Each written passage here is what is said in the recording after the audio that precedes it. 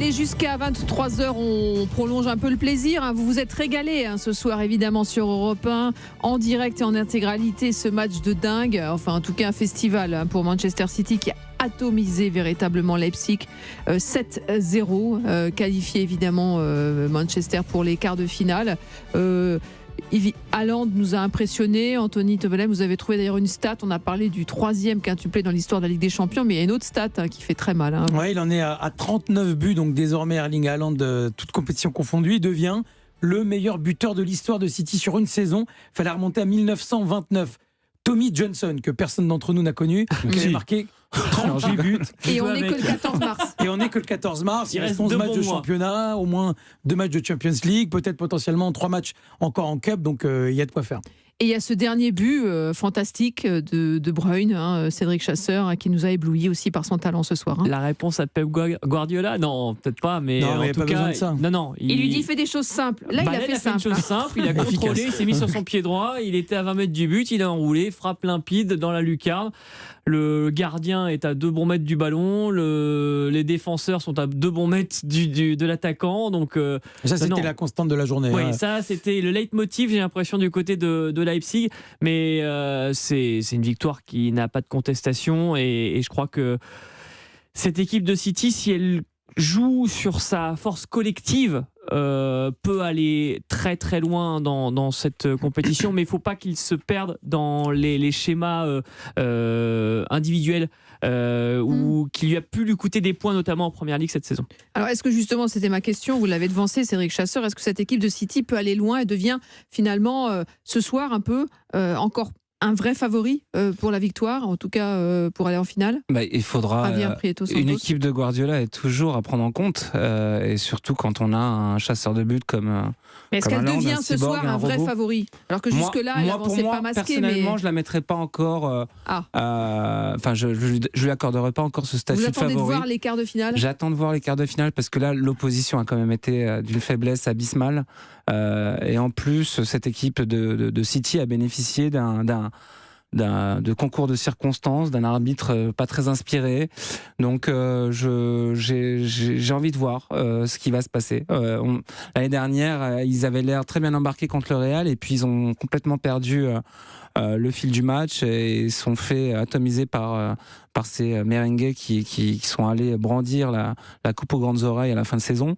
Donc j'attends de voir face à une meilleure opposition. Et je me fais beaucoup de soucis pour cette équipe de Leipzig parce que forcément ils ont joué contre une équipe, même si c'était plus des hologrammes qu'autre chose ce soir.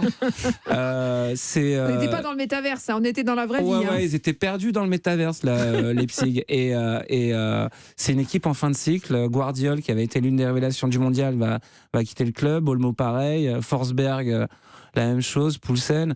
Donc là, ils peuvent. Je miserais sur une fin de saison un peu chaotique. Du côté de Leipzig, mais après pour revenir à la question de départ, City, j'attends de voir.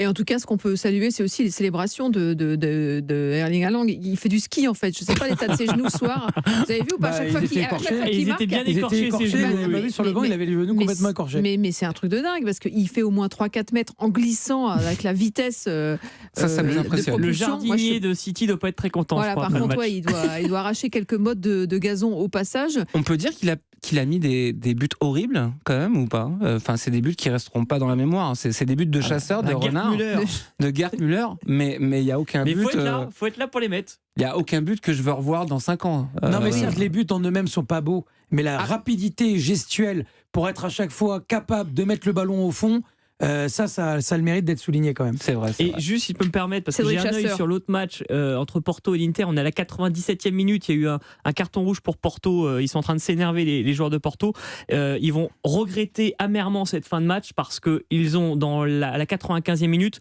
en l'espace de 30 secondes, touché le poteau, d'abord sur une première tête, puis toucher la transversale sur une deuxième tête, et ils vont sortir sans doute dans quelques instants. Il y a eu un sauvetage sur la ligne une minute avant. Il y a eu un sauvetage. Ils ont eu les occasions pour passer. Ils ont passé tout le match à essayer de frapper au but d'Onana, et au final l'Inter va sans doute se qualifier dans quelques instants pour les quarts de finale. Quelques secondes évidemment dans le temps additionnel. On est au-delà des 7 minutes de temps supplémentaire et ça y est, c'est fait. Voilà. Qualification de l'Inter. Voilà, donc ça nous promet quand même. Là, il nous reste encore évidemment 2 affiches demain. On a notamment le Real Madrid-Liverpool. On pourrait avoir un derby Inter-Milan par exemple. Et Naples qui avance aussi masqué pour l'instant. On va sans doute avoir 3 clubs italiens en quart de finale de la Ligue des Champions. C'est quand même, pour un championnat qu'on disait en déclin, une sacrée réponse.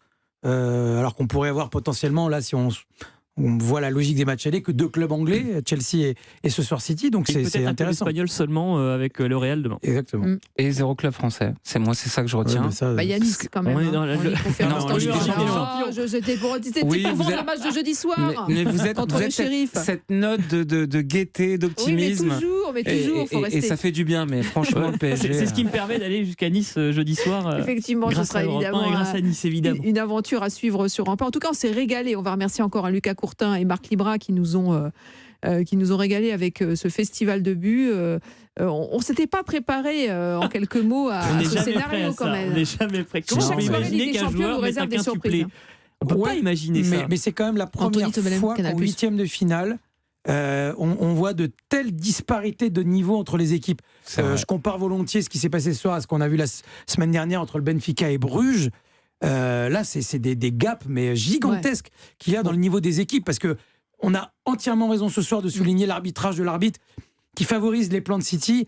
Mais bon, quand on voit ce qui s'est passé en deuxième mi-temps, je pense que même sans l'arbitrage, City était très très largement au-dessus de la UC. Et si on veut être un tout petit peu méchant, très rapidement, sur 1 heure du match aller et sur 40 minutes du match retour, on a aussi ce gap abyssal pour moi entre le Bayern et le PSG. Bon.